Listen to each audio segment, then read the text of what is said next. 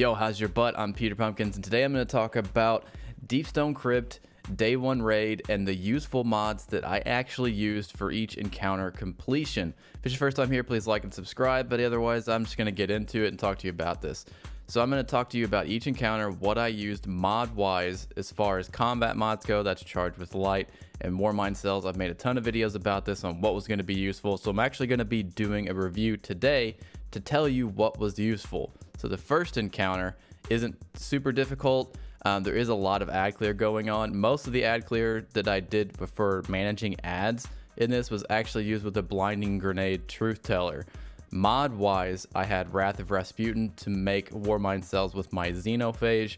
I also had Taking Charge, Charged Up, and Protective Light, and those were all my combat mods that I had in this encounter. Warmind cells were great, especially with Xenophage. You could just kind of spray it blindly if ads are bothering you, if you notice somebody was in a lot of trouble, or you just need to take down, because there's several yellow bars that are in it. There's the servitors, there's the captains, and there's also the overload captains that you needed to take down quickly. It wasn't really useful to actually have Xenophage for the fuses, but it did help, and having those extra Warmind cells around to blow up in case I needed to kill a bunch of the mobs of dregs that came out, it was useful. So I didn't have to do anything as far as like a healing or a protective for the actual Warmind cells. That it just wasn't needed. I didn't feel like I was under that much fire, and I don't really feel like that I was actually using protective light that much. I wasn't dipping below my shields that much. The second encounter got a little unique, and I actually ended up going all charged with light on this, using protective light mainly, and then Lucent Blade to get the buff for my sword damage.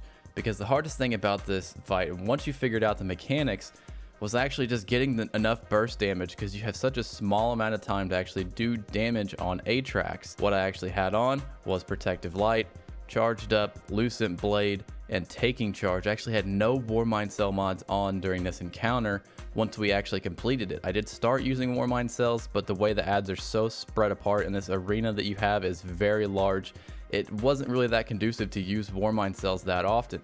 Now, I did have a couple of teammates that still had Warmind cells on, and they were nice to have whenever they were around, but it wasn't needed.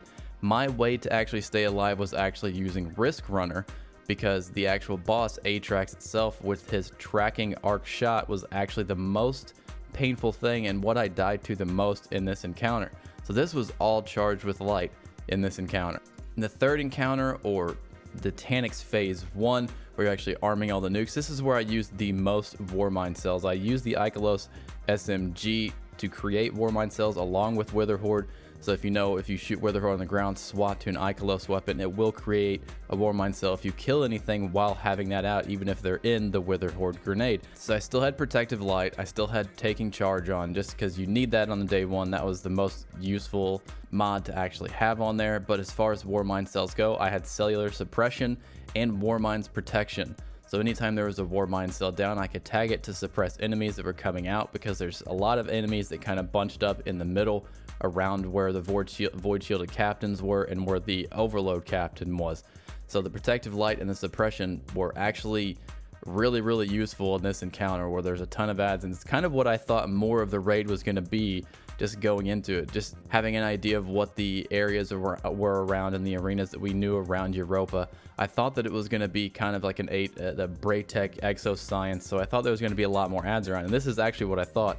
So this actually came in clutch. We did this encounter pretty quickly. I think this was actually the shortest amount of time we spent on an encounter was this encounter, and a lot of it was due to staying alive because the Warmind cells were helping us. For the final encounter, it pretty much was all Protective Light. Whenever we actually ended up finishing, I only had one Ikelos weapon on, which was the sniper rifle that I used for DPS, but Charged with Light and Protective Light came in more use here.